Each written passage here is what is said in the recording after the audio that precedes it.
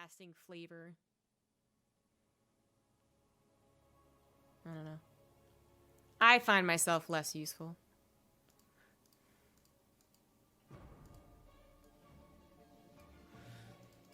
Anywho, fresh series in the bottom side of the bracket.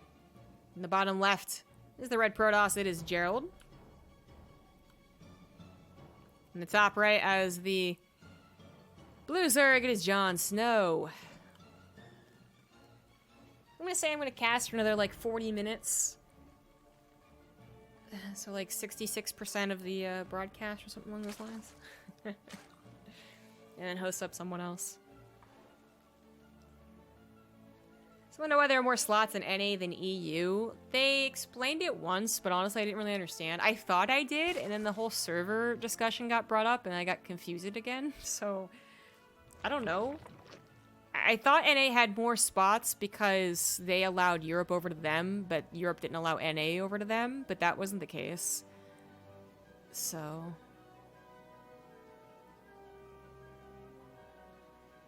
okay. Alright, here we go. The continued 2-minute delay. Well, really 4-minute, because it's like delay between me and you to me. Well, I did not agree. According to the rules, he was right. I haven't ruled in the tournament that it was best server no matter what.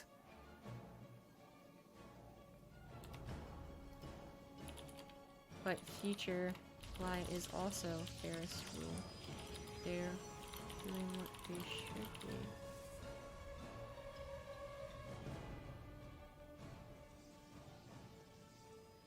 Wait a minute. I don't get it. Either there's a new issue, Borsty, or you're just reiterating the same issue.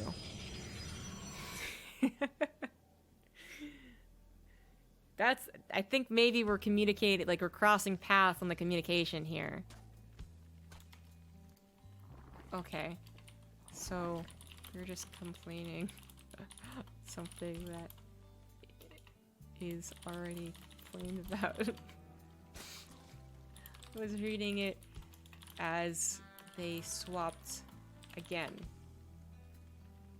So the complaints and the controversy already happened a couple of days ago. Boris is just bringing up the same thing. I thought he meant that they changed it again.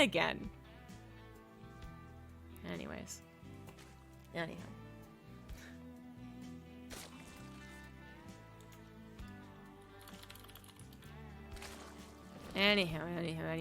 It does suck. And I'll say it again. I wish they had just kept server preference. As far as the why do NA have more slots, I'm not sure, but if you have oh god, if you have X many slots to give, eventually someone has to be cut out of the loop, right?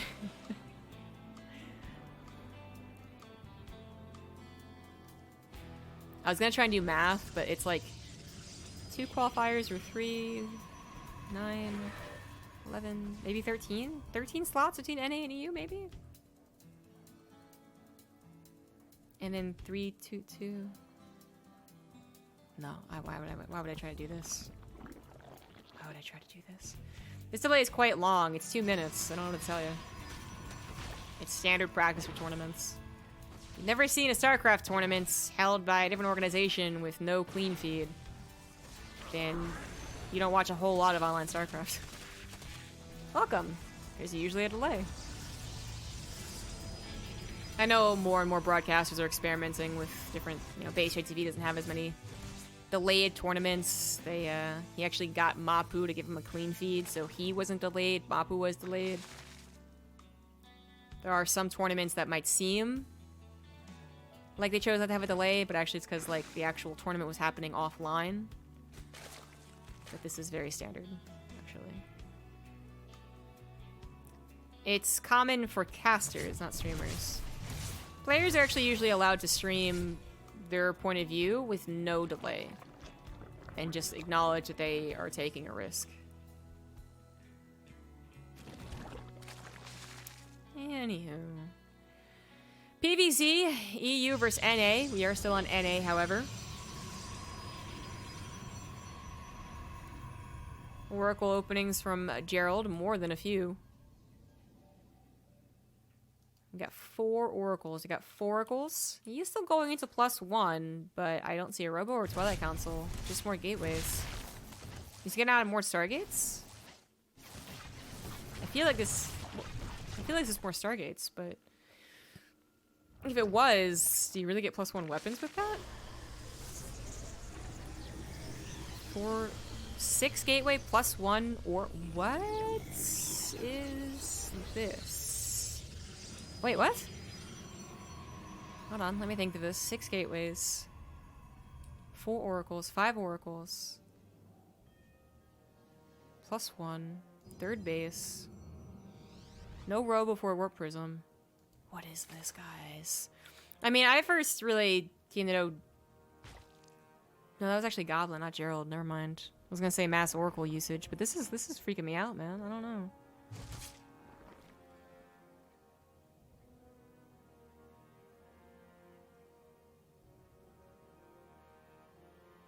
Oh, if you just forfeited. Apparently, the ESL bracket doesn't recognize 99/0, so they have to use 2-0.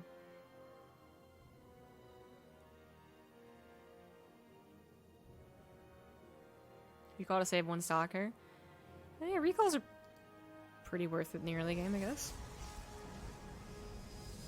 Yeah, I'm still freaking out over this build. You don't see that many gateways that fast or that many oracles because you don't need it. You build that many gateways, you build that many oracles. I expect you to actually do something, and Gerald just isn't. I don't think he scouted something that said I need to defend. Let me check that. Bailey Nest, a lair, I mean, pretty standard stuff. Sure, it's not Roach Opener, but still. I think it's so many gateways.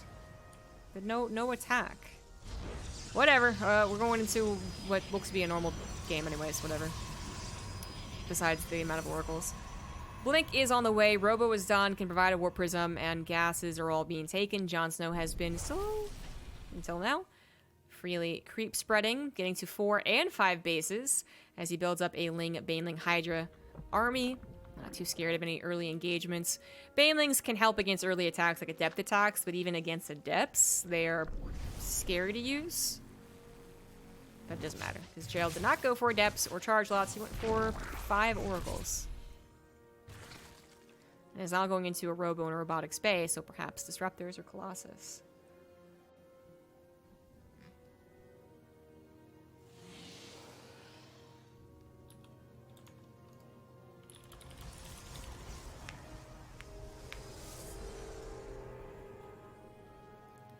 Well, 1 base is canceled, another one was taken, and this one got up anyways, so it's all Gucci. JonSnow will be building quite the big economy to build not just a big army, but a repetitive army, one that he can refill and attack and attack and attack.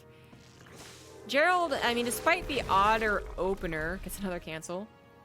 He's getting to a 4th base perfectly fine. He's getting to Colossus and Charge and upgrades, and everything looks like it should. The supplies are quite even too. JonSnow is probably going to be disappointed by the army he's going to be up against. Blink Stalker, Sentries, and then maybe even 4 Colossus is exactly what can be good against this build. And for Gerald, maybe he did go into the 2nd Robo and Colossus because he saw what composition it was and thought he could do it. Maybe this was planned from the get-go, but either way, it's good. JonSnow mixing things up a bit by getting Overlord drops somewhere. Hold on. Oh, there you are. Slurp. Slurp, slurp, slurp, slurp, slurp.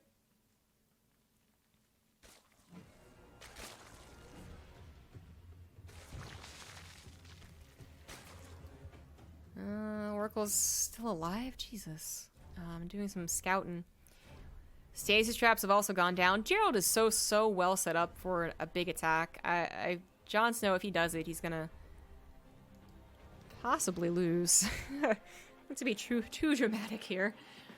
So I'm glad to see the Overlord drops, but we're talking about harassment. He still has to actually bust down this army, which felt like it was handcrafted to be good against what JonSnow is attacking with.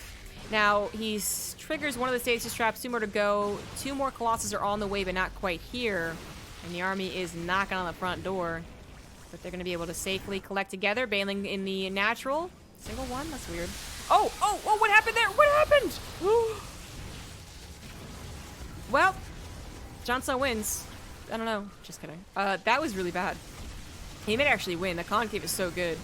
I mean, the concave was always going to be good, but Gerald is supposed to have 4 Colossus healthy as a cow, and at least a handful of units on the ground protecting them, at least, but the Bailing drops coordinated with the attack really messed Gerald up. I mean, not only did he use his warp-ins defensively, he still lost 36 probes. He walked his Colossus into the Bailings as opposed to microwaving them away.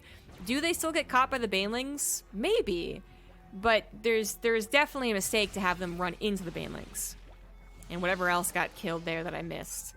I don't know exactly what happened other than he just moved. Maybe he like A-moved the Colossus forward. But he actually A-moved his entire army. Because he thought he could take the fight, and then he just didn't pay attention because he was being Bailing dropped. But whatever it was, Gerald went from having a good army and a good economy, a lot of confidence in him, to now JonSnow just probably winning through sheer numbers. Now, that is a good stasis trap. That is not just taking away Lings and Bailings from the fight, it's also providing a force field that Gerald desperately needs because he doesn't have any sentries. Archon's actually managed forming, and he does warp in another round of Stalkers, and JonSnow plummets in supply against the 5 Colossus. There wasn't a whole lot protecting them. Those 2 Archons weren't there. Those 5 Stalkers weren't there. But he actually defends, and geez, this game is just not at all going as expected. Bailings roll into the natural once again, but don't get too much. JonSnow is still on 5 bases and actually heading towards a hive and a greater spire, so still feels like he has a lot to work with, where Gerald really needs to get some more reinforcements here before feeling confident again. The hive not only good for eventual broodlords, but also good for the Viper, which can help against the Colossus if he, I mean, either one, Corruptors or Vipers can help against the Colossus, and he will go for the Vipers first. Overall, the effectiveness of a Viper compared to the Corruptor, gonna be cheaper to go for the Viper. So I like that choice.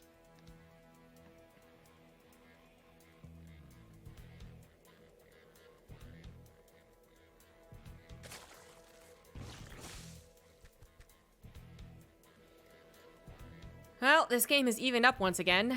And like I said, JonSnow might have more options with the Greater Spire. I've been looking for that damn thing. There it is. Still a decent amount of creep spread. Still a good economy. Gerald is finally getting confident, though, as he's warped in a lot more Stalkers and a couple of High Templars, and is getting a Warp Prism, so he is ready to go. Broodlords will not be prepared for this. JonSnow is going to try and buy a bit more time. He does still have those Vipers juicing up. And actually, Gerald pulling back is exactly what JonSnow wants. Even for a second. That means that JonSnow's Greater Spire is going to finish. 9 Corruptors will pop out, and perhaps they can turn into 9 Broodlords if he has a supply. He's going to make the supply by also building Spine Crawlers. A good move, for sure. He's been on a good economy for quite a while. I mean, this is mostly the 36 probes dying, but he also would have had a better one, regardless. 7 Broodlords start things off. Gerald, knowing that a Greater Spire is probably on the way, is getting a Fleet Beacon now, and a 6th Colossus. We're going Wings of Liberty, guys. I heard about this from a tasteless podcast. You are... It feels like you've been slingshotted into the future. You're living in the past, and you're just getting slingshotted forward. Ooh! Nice blink forward to take care of that Viper. Speaking of forward. Both Vipers. Both Vipers died? Ah! All the Corruptors return into Broodlords. Ah! Those Colossus going to do an excellent job at killing the Broodlings, but maybe not so excellent. He actually wants to push in this army. Here, Drag, with the gift to Se La Vida Loca. Thank you very much. I like that name. It's clever.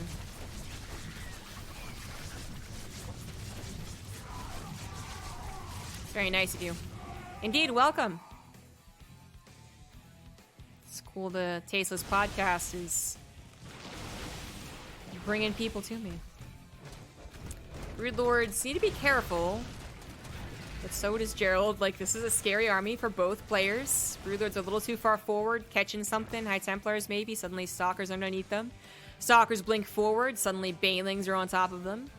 Dealing very effective damage, and it is, right now, a stalemate. Gerald is, he's certainly got enough time to go into those Stargates. The Fleet Beacon seemed like maybe like a little late, a little concerning. ended up being fine. Also continuing his upgrades, +1 flyer and some shields, which helps out every single Protoss unit. Dark Shrine on the way too, because we're going late game. The JonSnow, totally in the right to play defensive, build up the Broodlord count. He's gonna have +3 on those Broodlings in a little while too. No flyer attacks quite yet, they're on the way. But if he gets to a mass air army, there's a bit of controversy around this statement, but I'm gonna say it. A late game Zerg army is better.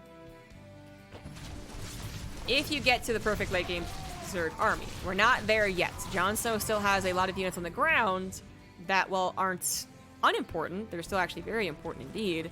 They will eventually be given away and replaced to create the truly perfect army. Forcing a recall on about half the units.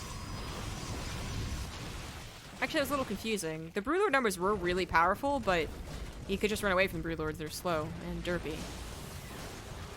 I'm not sure about that. That was a little awkward. Well, regardless, High Tempos ended up dying because of that. Maybe he thought there was a lot more Lings and Banelings and ended up just being 6 Banelings. Maybe he really didn't want to lose his probes. That was a little weird. Maybe I missed something. Well, okay. JonSnow gets further time to collect his Broodlord army. Broodlings get the ground attack when they're on the ground, and the air attack when they're shoot. They're being sent out. That wasn't clear. He might want to add in some more Vipers again. Only 5 Corruptors. Well, Tempest can't battle a stick. They're so weak. But still, 5 Corruptors not exactly enough, I would say. Well, Gerald is supply blocked. Well, he was maxed out. Losing 7 probes. So now he's building more Tempest. But as I was going to say, he should have more Tempest on the way, which JonSnow needs to figure out. And yeah, he's got 12 more Corruptors here. And at least 1 upgrade on them. That was a pretty good storm into a decent blink. The Broodlord's getting lower in health and in numbers. 13 of them all alone. Only a handful of Banelings on the ground. Nexus does go down, however. And the Broodlords do manage to safely go over this little rock formation. Yeah, we'll go with that. And that was Gerald's 5th base. Not the worst thing he lost that, but if he loses it again, then that would actually be quite bad. As JonSnow has taken the bottom right of the map. Banelings crashing into Stalkers, not quite. Good blink away. Archon soaks up most of it, but Corruptors are on top of the Tempests as the armies get disjointed. 1 air, 1 ground. JonSnow still at 81 workers, too, is now giving away a lot of those Banelings and Hydras I was talking about earlier and should be replacing them with more Broodlords. It looks like we'll be replacing with more Banelings. I mean, yeah. Either army is an effective army, but arguably, the mass air army is best. If he can get there safely. That's kind of the issue. Neither one of them truly feeling safe, probably, in this game. JonSnow could maybe sacrifice 1 or 2 bases, because his bank is looking good, his army's looking good, but doesn't want to. Might have to. Well, this one's gonna get sniped. He's gonna go in for the kill. 1 Tempest on the outer edges, gonna get sniped here. Storm taking care of the Banelings. Queen's coming forward actually with some transfuses. Certainly not a bad idea. Looks like they're just replacing creep. But the Broodlords, slow as they are, can't quite catch up. Keep on adding in. Then add the Spellcasters, and then you got a great Zerg stew going.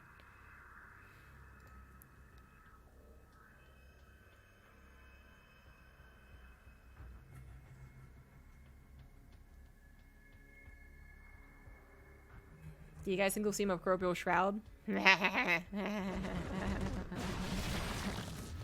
Infestitarians aren't a thing anymore, and they certainly made anti-air against Zerg a lot harder, but even without Infestitarians, Zerg seems to be pretty good at the late game. I don't know. This is a bit awkward. No Archons, no Storms. The Corruptors jumping on the opportunity to crash into the Corruptors. Colossus, sorry. And speaking of crashing in, Banelings getting some of those High Templars in the front. Archon can't do very much when it's forming there, and that's 15 Broodlords, so it really can't do anything. High Templar is also targeting. Yep, nice targeting there from the Zerg. Classic Zerg thing to do. Target the High Templars down. Gerald gets a War Prism into the main base. The ODT's warped in, but plenty of Zealots, and JonSnow has been giving away actually so much of his ground army that that would have been his one weakness, is an attack in the main base, because he has yet to build a massive amount of spine crawlers, but he is taking the fight so damn well. The Colossus looking more and more useless as time went on. They help against the broodlings and they can kill them, but not fast enough and not in a way that's really constructive. You need to get to the air army as well for Protoss with the Archons and the High Templars, even think about doing well. Where'd the Corruptors? Corruptors actually go back to deal with the Warp Prism, leaving their Broodlords totally undefended, overcharging on top of the Broodlords too, and the Corruptors, which are in small numbers and not running away. Run away, JonSnow! Run away from the overcharge! Prismatic alignment, technically, but whatever. 2 hatcheries go down, Greater Spire under fire, and JonSnow went from a very confident position to having to panic. He still has the army supply. He still has a good army if he can rebuild those Corruptors. But guess what he can't rebuild? Just kidding. Down to 1 Corruptor, not enough gas to replace them, and kind of giving them away. If the Corruptors are all together microing away from the prismatic alignment and then come back in one at a time, sniping the units as they run away, dip in, run away, dip in, run away, it's so much better. Prismatic alignment plus Flux Veins. Flux Veins doesn't affect them when they're like slowed like that. But you can try and also counter micro with the Void Ray a little bit better thanks to that upgrade. It's still not exactly what the Protoss needed. The Corruptors should still do okay in that situation, especially if they end up being supported by Vipers. But we never got to that point. JonSnow's gas was too limited, and now he's building Hydras against this army, which is really more complicated, because then the ground army of the Protoss becomes good again. It's really important again. The Hydras might not be able to tackle. Now, there's a decent number of Hydras. They certainly are cheaper on the gas than those Corruptors. So he's building quite a few of them, but he's lost a lot of bases, a lot of that gas mining. Which, I'm beginning to wonder if he had them fully saturated for the entire time. Things are complicated again. Hives unavailable. Spires unavailable. It's a battle between both ground and air for both armies again. Void Ray's super mobile. Ooh, oh my god, the Prismatic Alignment just tears down those Broodlords so fast. Oh my god. But kind of ditto. Hydra's tearing down the Void Rays really fast, even if they don't have perfect upgrades. The engagement goes down. Gerald says, you know what? Actually, no, just kidding. Please, no. 1 Colossus trying to help out. All the storms seem to be gone. Oracle's gone. Observers could be next. Probes are going down as they both are on limited mining, but JonSnow, I take that back, actually has both bases up and mining again in just a second here. This base even mining, although gas is totally denied in this base. Well, this base is denied, and they need the gases up here. But JonSnow still in a better mining situation, has also gotten a couple of spine crawlers up to help against this issue. Is pulling back to deal with it with the ground army and the air army. Gerald, oh, he might be able to intercept this. The Broodlord's super slow. JonSnow realizes what's going to happen here, and he pulls back, but then, well, then he pulls away. Then he pulls back, but in the blink of 2 eyes, wait, no, that didn't make any sense. In 2 blinks of an eye, the Broodlords all die. Gerald even sacrificing all of his Void Rays for the opportunity to do so. But the Void Rays, I guess, were no longer really the problem. In the last 2 minutes, Gerald has also lost most of his ground army and almost all of his economy, and can't replace with storms or disruptors or charge lots, so the Hydra numbers are actually doing it. They are doing it. Tempest also going to be weaker against this. Doesn't have very fast acceleration, so it can't skedaddle if the Hydras jump underneath it. And JonSnow actually just really leaning into the lair army again. He's like, the lair is what I got. I'm going to use it. Going Ling Vainling Hydra. We're back to the first 12 minutes of this game, guys.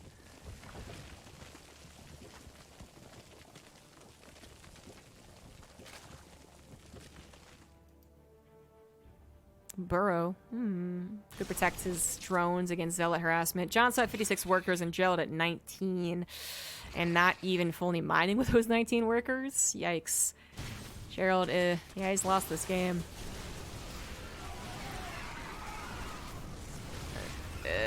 Trying to get some Zealots to the bottom right. Is not going to make up for the loss of all his units to the top left. Stalkers might be able to escape, but no, they're going to get surrounded. Tempest not able to escape. Zealots do find the drones, but it doesn't really matter. What a frustrating game here for Gerald, who at one point looked like he was going to win. Well, at 1.5 points, I guess. First time is when that stasis trap created a pseudo force field, and he took a really great supply. lead, but understandably couldn't quite force the issue. JonSnow defended that middle pretty well. That happens. And then when he took down the initial Broodlord army, that also felt like a good time for him, but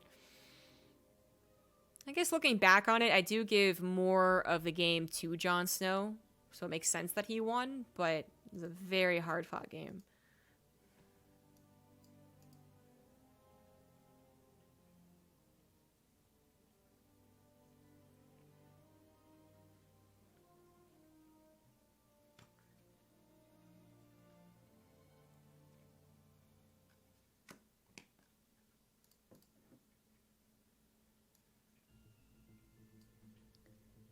Game number 2 coming up on Eternal Empire. You thought last game was long. Ho ho. Ha ha. You guys don't even know.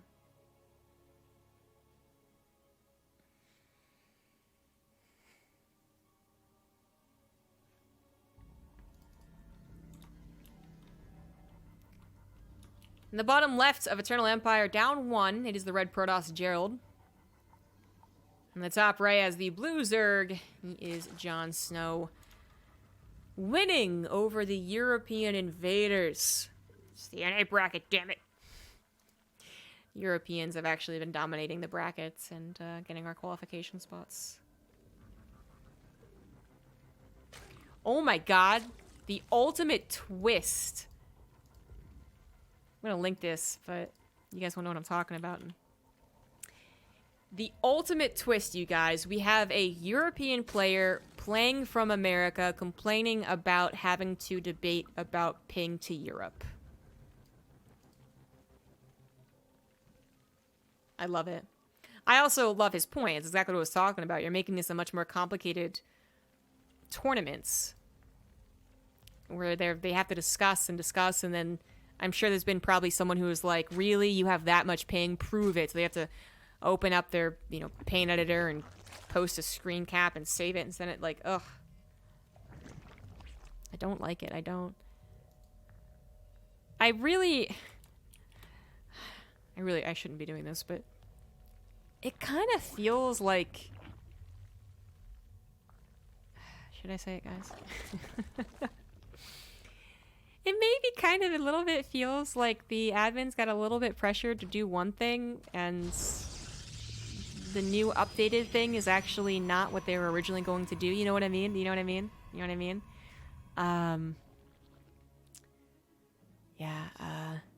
Again, I want to reiterate that this would not be the only tournament that ever had this fairest ping rule.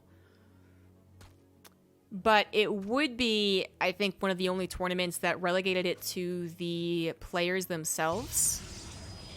If you have a situation where, let's say you had multiple qualifiers leading to the same event, actually what's literally happening here, and in the semifinals you had a bunch of people from every different server, what would usually happen is you as the tournament organizer would set the rules. You'd say Korea to America is NA West.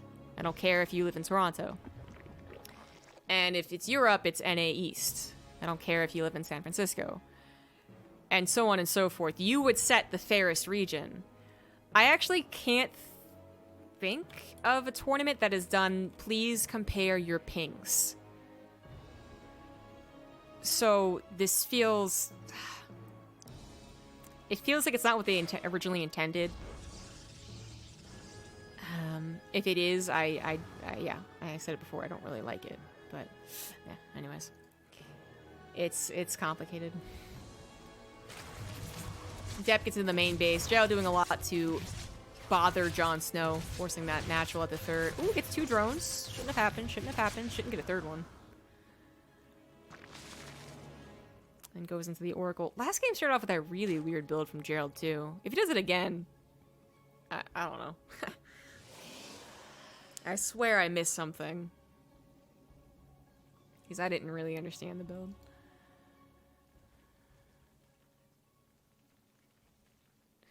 There's not much happening in the early game. I wonder, have you guys heard of Twitch Prime? You guys are so generous with all your sub donos yesterday. Not yesterday. Poof. Days fly by, don't they? On Friday and Saturday. Yeah, thank you guys so much, but it would be nice to have continued support. If you do have a Twitch Prime, you know, consider throwing it my way. Or at the very least, use it before you give Amazon more money and less money to your favorite streamer. Every day you don't use a Twitch Prime when it's available is a day of baby cries. Oh, 4 drones. Not too shabby, especially because these adepts are about to deny even more mining. And, ooh, open up an opportunity for even more. He canceled his pulsar beam. Just kidding. Oh, now he's going to lose the Oracle. Okay. Well, this actually turned a little bit better for JonSnow. 6 drones at the loss of 2 adepts, but the Oracle lives. That sucks. Not the worst, but it sucks. 6 drones with everything dead for Gerald? Maybe okay. It's a creep tumor too, I guess.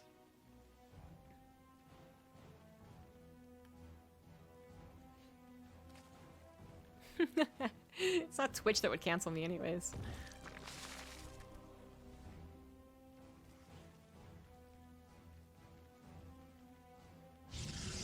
Second Stargate on the way. See, if you build 4 oracles and a 5th one, this is what I would have expected last game. Having him go for a second Stargate is actually so much more normal than what last game was. And the 3rd Nexus to kind of keep up like, oh, it's just a typical Stargate expansion. 3rd Gateway on the way later. But completing the production cycle there, both chronos. JonSnow is going to be surprised by this. Doesn't have anything to scout it.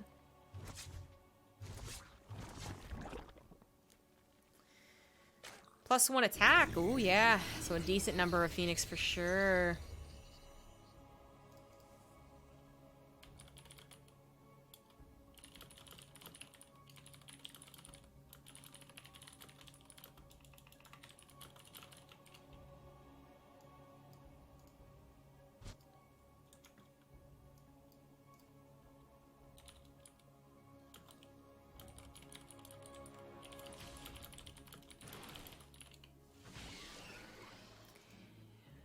And the Oracle is continuing to scout around. So I'm still waiting for the Phoenix to show themselves, 'cause that's the real kicker here. That's the real difference maker.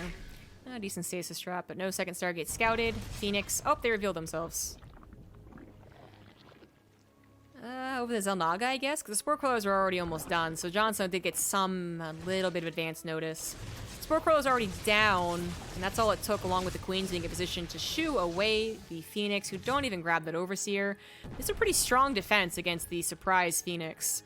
Of course, it's not just Phoenix. You do transfer over into the rest of the build. But sometimes I feel like you usually get more than 4, like 8 drones and a Queen, you know, if it's a big surprise.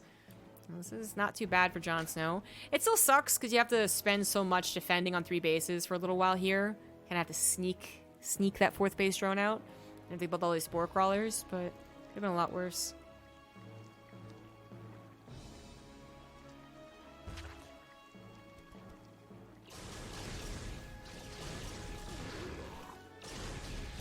Overload's starting to go down. It's always... The thing about Phoenix is, even though I was critiquing their damage for the start, the thing about Phoenix is that they always get more damage done. So...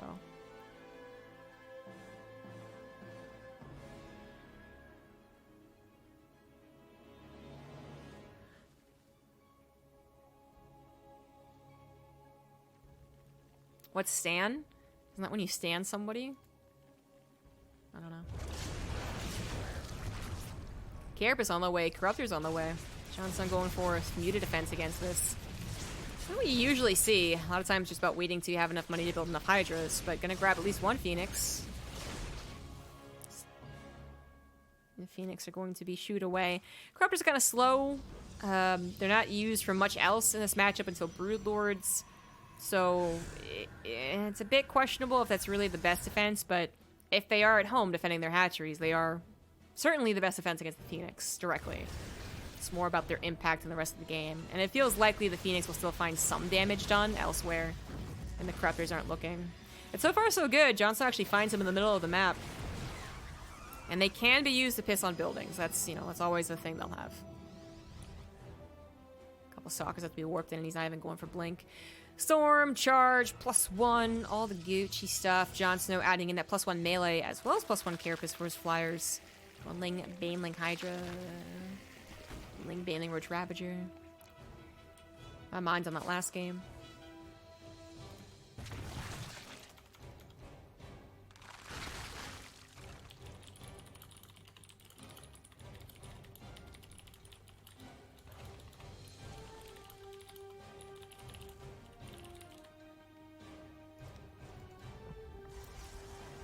Corruptors, ooh yeah. Yeah, you pee on that Nexus. That's a goner right there. That's gone. Just cancel it. Corruptors won't be home to help, and one of them does die. But that is a good cancel on a Nexus. The attack is incoming. JonSnow is supply blocked, actually, after losing an Overlord somewhere. He gets quickly unsupply blocked. He has a Hive on the way, but he needs to defend against this right now. Corruptors could come back and help against the Phoenix, but it's more about the ground army anyways. Ling, Baneling, Ravager. Not many roaches involved at all. Okay, he ran into his own Crucibiles, and now running into the Storms. This is going to be difficult to hold. He wasn't quite prepared to go. He didn't realize the army was coming from the left side. His Cryptors come back, but again, like, the better thing they could target is that Warp Prism, actually, which they do immediately, so nicely done. Stasis Trap catches a couple of those Banelings with a huge concave of a Roach Ravager. Looking pretty good as the Storms wear thin. The Immortals' shields get popped. The Archons not looking to really help. This one actually derping, mostly taking out the Corruptors, but that's not really what I want you for there, Archon. And the Ravagers continue to push forward. Gonna grab this one last Archon, and Gerald is forced to recall, but still gonna lose 3 more units on the exit. As the Corruptors immediately, after coming back to deal with the Warp Prism, immediately go to pee on more buildings. JonSnow is gonna carry this momentum, even as he grabs more drones and a greater Spire behind this. He kept all 5 bases alive, despite being a little surprised, despite having to go between this choke right here, which is usually pretty brutal. And JonSnow actually looks like he's going to be winning this game. Actually dominating. Huge concave, huge arc for our Zerg. And Corruptors still to the last, providing a little something.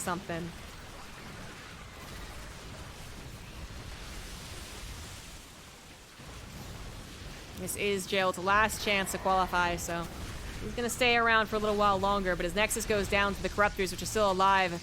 The Ravagers have been cut down a little bit, but we have tons of reinforcements and, of course, that transition potential into Broodlords. So the Corruptors, having dealt with the Phoenix and don't have to worry about Tempest anytime soon, could all turn into Broodlords to help this relentless aggression. Looks like JonSnow's going to take the time to collect himself. Up 30 army supply, up 10 drones, up in tech. He still is looking better off in this game and going to commit really hard to the Broodlords now that he certainly has the time to do so.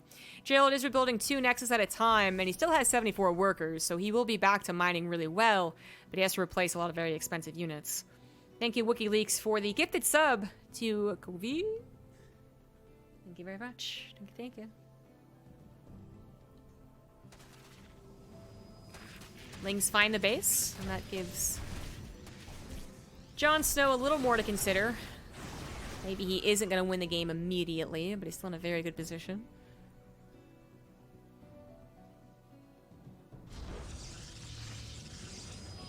Oh. No! 10 probes less is still not that bad for Gerald. He's probably transferring all his workers from his original 3 bases anyways.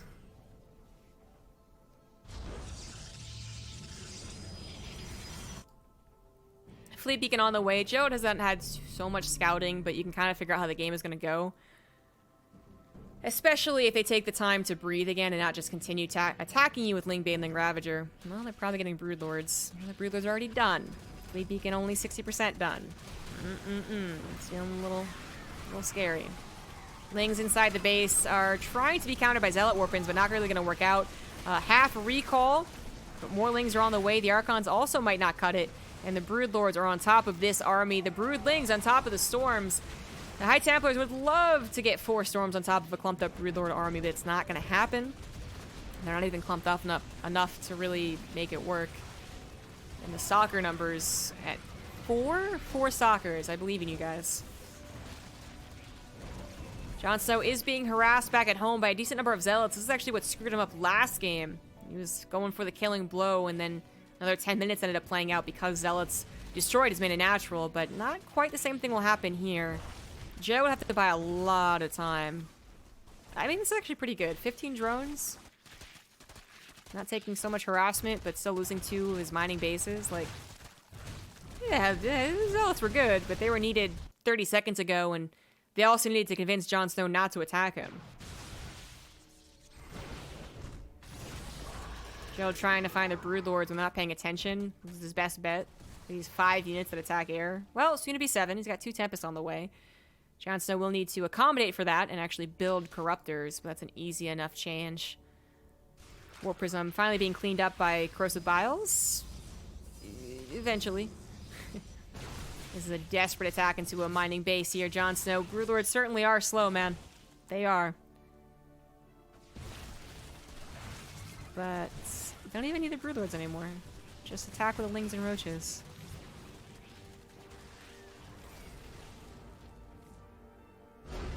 GG! JonSnow with a 2-0. A very surprising result for me, you know? JonSnow, question mark how much he's actually practicing, but Gerald, also a really good European Protoss. Maybe just not feeling it today in the time zone and already being in the lower bracket, but JonSnow looked to be a much better player in the series.